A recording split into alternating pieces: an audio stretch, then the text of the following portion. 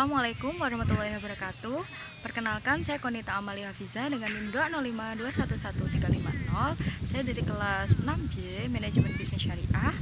Nah, teman-teman, di sini saya akan menjelaskan mengenai kekuatan ekonomi dan sosioekonomi serta pengaruhnya terhadap bisnis internasional. Jika suatu perusahaan ingin melakukan ekspor ke luar negeri, maka harus memerhatikan mengenai kekuatan ekonomi dan sosioekonomi di suatu negara yang akan dituju. Ini akan menjadikan perusahaan mengetahui bagaimana sih ke depannya jika melakukan ekspor di negara tersebut. Suatu daerah dapat dilihat potensialnya, yakni dari jumlah penduduknya, apakah mampu memiliki daya beli atau tidak.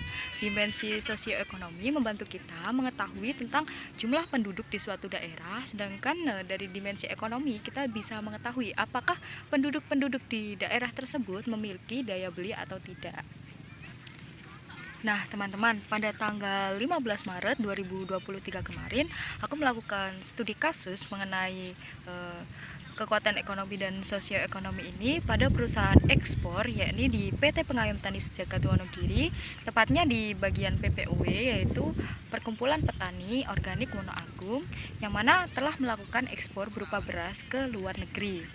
Nah, tempatnya sendiri bertempat di Kebon Agung, Kecamatan Sidoharjo, Kabupaten Wonogiri, Jawa Tengah. Nah, berdirinya PPOW ini diawali pada tahun 1989, di mana almarhum Bapak Budi Sulistyo itu mendirikan perkumpulan petani organik yang bertempat di Sidoharjo. Kemudian sempat vakum beberapa tahun sampai akhirnya tahun 2009 perkumpulan petani organik itu dilanjutkan oleh anaknya Bapak almarhum Budi Sulistyo, yaitu Mas Hanjar dan Mas Jati. Dan kemudian lambat laun perkumpulan petani organik di Sidoharjo ini semakin pesat, juga semakin berkembang.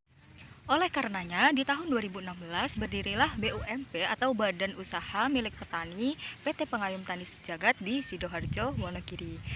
Akhirnya, pada tahun 2017, BUMP ini mendapatkan sertifikat organik dan petani binaannya mencapai 1.566 petani dengan lahan seluas 371,9 hektar. Nah, teman-teman, kali ini kita akan berfokus kepada PPOW atau Perkumpulan Petani Organik Wonoagung. Nah, PPOW ini melakukan ekspor beras ke mancanegara dengan kerjasama dengan PT Bloom Agro yang berada di Bandung.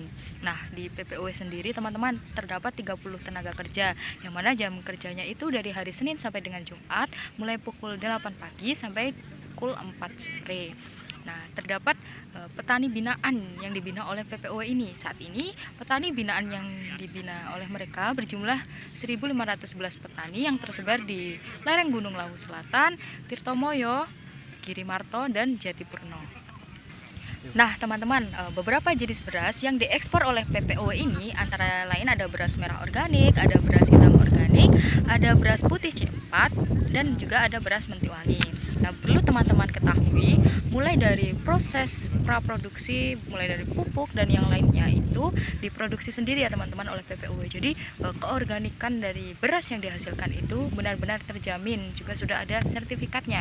Nah, sertifikasi yang telah didapatkan oleh beras yang diproduksi oleh PPOW ini antaranya ada sertifikasi Indonesia, sertifikasi Amerika, sertifikasi Eropa, sertifikasi Jepang, serta perdagangan adil, sehingga masyarakat itu tidak perlu khawatir mengenai sertifikasi dari beras organik yang dihasilkan oleh PPOW karena sudah terjamin baik secara nasional maupun internasional. Beberapa negara yang dijadikan tujuan ekspor oleh PPOW dan sudah berlangsung sampai dengan detik ini yaitu ada Amerika, Prancis, Italia, Malaysia, dan Singapura. PPOW sendiri nih teman-teman punya rencana ingin memperluas pasarnya sampai dengan Spanyol dan Belgia karena sudah ada permintaan dari beberapa produsen yang berada di sana. Perlu teman-teman ketahui juga, PPOW sendiri merupakan binaan dari Bank Indonesia, sehingga terdapat beberapa peran Bank Indonesia di dalamnya, yaitu diantaranya Bank Indonesia memberikan suplai mesin tambahan bagi PPOW. Nah, PPOW ini kan sekarang udah maju nih teman-teman, mesinnya tuh udah pakai mesin canggih, jadi dari proses praproduksi sampai dengan pasca produksi mereka lakukan sendiri. Nah, Bank Indonesia ini memberikan suplai mesin tambahan atau yang belum tersedia di PPOW itu.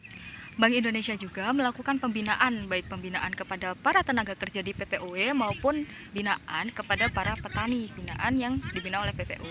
Selain itu, Bank Indonesia juga berperan memasarkan produk dari PPOW ini di berbagai pameran, mulai dari pameran di dalam negeri maupun di luar negeri. Nah, teman-teman, PPOW juga memiliki rencana atau pandangan untuk kedepannya, yakni yang pertama, PPOW ingin memperluas pasar ke Belgia dan Spanyol. Yang kedua, PPOW ingin memperkenalkan produk organik secara lebih luas ke masyarakat Indonesia. Lalu yang ketiga, PPOW ingin kita sebagai generasi muda memiliki semangat juang yang tinggi untuk membangun derajat pertanian di Indonesia. Nah, yang keempat, PPOW ingin petani itu memiliki daya saing yang tinggi. Serta yang terakhir, PPOW berencana memproduksi produk turunan dari beras tersebut. Nah, teman-teman, sekian video vlog dari aku mengenai PPOW di Wonogiri ini. Semoga bermanfaat dan dapat menambah pengetahuan bagi teman-teman semuanya. Terima kasih, ucapkan apabila ada kurangnya mohon maaf. Bye bye, see you. Wassalamualaikum warahmatullahi wabarakatuh.